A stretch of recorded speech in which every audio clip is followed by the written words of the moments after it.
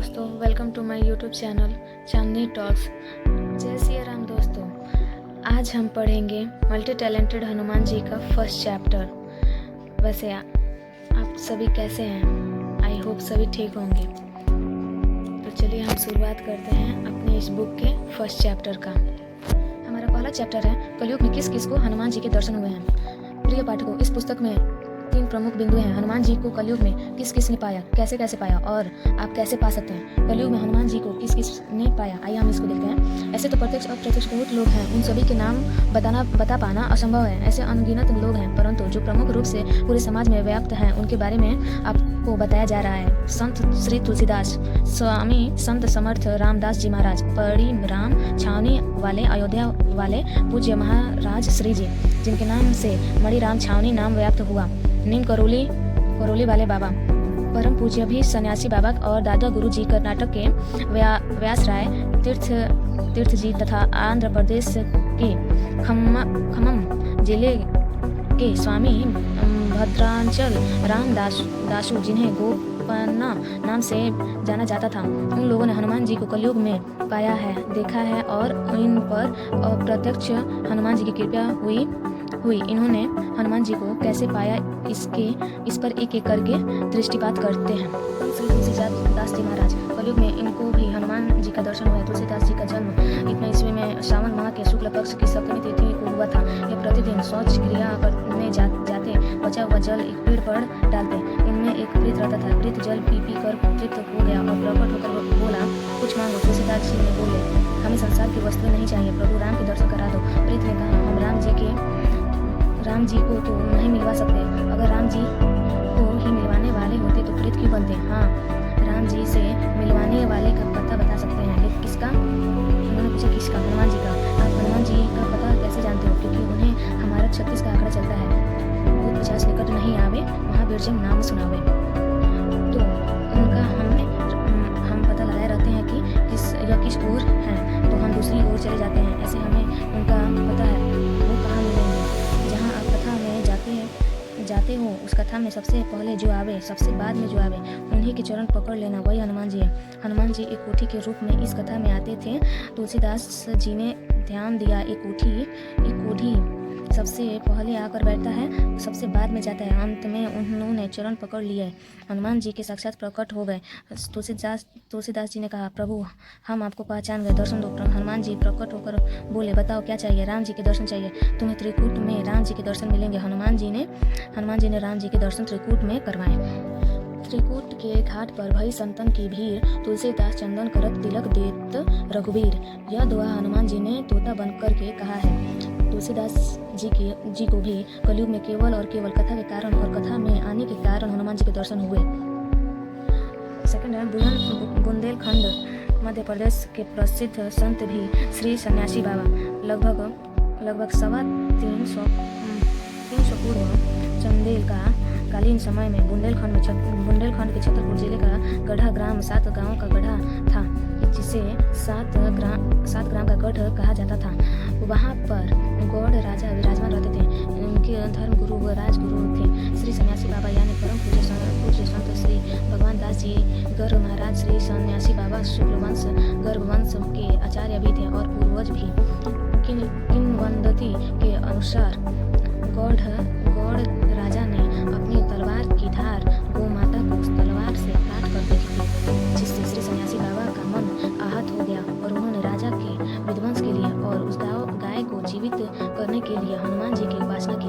उन्होंने उस गाय को दफनाने नहीं दिया। वो 100 करोड़ों हनुमान चालीसा के पाठ करने का प्रण लिया।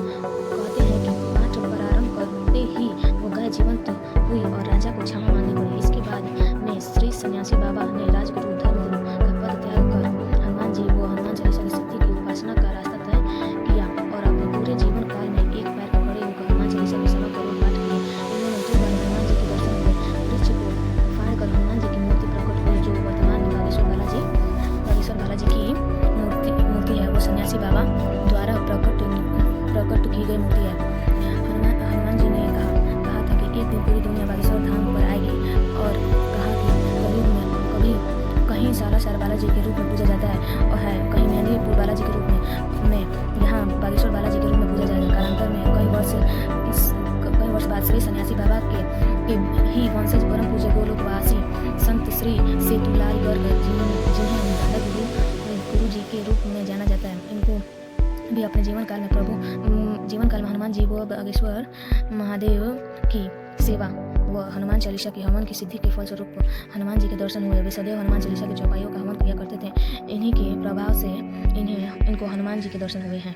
तीसरा है स्वामी समर्थ रामदास जी महाराज। रामदास जी महाराज छत्रपति वीर शिवाजी महाराज के गुरु स्वामी समर्थ रामदास जी महाराज महाराष्ट्र की प्रसिद्ध संत थे। इन्होंने जन्म इतना में रामनवमी के दिन गोदा तट पर जॉब नामक गांव में हुआ।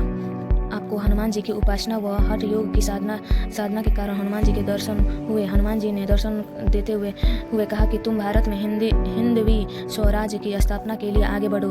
ये प्रथम ऐसे गुरु हैं जिनको हनुमान जी ने हिंदवी स्वराज्य की स्थापना करवाने के लिए अपने दिव्य शक्तियाँ प्रदान की। उन शक्तियों के बल पर ही छत्रपति शिवाजी महाराज को उन्होंने प्रेरणा दी और अपने जीवन काल में इतना से अधिक गोमय हनुमान मंदिर भारत में स्थापित किए, जो गोबर की दीवार पर बने हुए गोमय हनुमान कहलाते हैं। और आज भी भारत में अनेक जगहों पर उनके द्वारा स्थापित हनुमान मंदिर इतना में इनका शरीर शांत हुआ।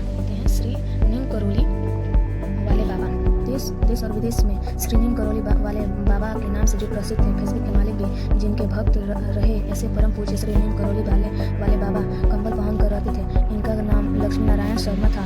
इनका जन्म 19 सन के आसपास उत्तर प्रदेश के अकबरपुर जिले में हुआ। 19 सितंबर और 19 ईस्वी को श्रीधाम वृंदावन में इन्होंने अपना शरीर छोड़ा। पूज्य श्री नीम करोली वाले बाबा हमेशा राम राम राम राम की ध्वनि का अनवरत जप करते थे। इसी ध्वनि के प्रभाव से इनको बचपन से ही नाम जप करने की आदत पड़ गई और अनेक बार इनको हनुमान जी के दर्शन हुए और हनुमान जी ने इनके साथ रहकर इस पृथ्वी पर एक गणित का चमत्कार जैसे अनेक विश्वविख्यात चमत्कार किए। श्री व्यास राय तीर्थ कलयुग में जिन महात्मा को हनुमान जी के दर्शन हुए उन्हें बहुत कम लोग जानते होंगे। इनका नाम है संत श्री व्यास राय तीर्थ। ये कर्नाटक है। आपका जन्म कावेरी नदी के किनारे सनिपना में हुआ। आपने राष्ट्र रक्षा के लिए महावीर हनुमान मंदिर स्थापित करवाए। आप कृष्णदेव राय नामक राजा के गुरु थे और आपको युद्ध के समय साधना के बल पर श्री हनुमान जी के अपने प्रदर्शन में अपने इंद्रियों को साधक कर राजा को हनुमान जी के प्रत्यक्ष दर्शन कराया। जीवन काल में इतना कृतियाँ लिखी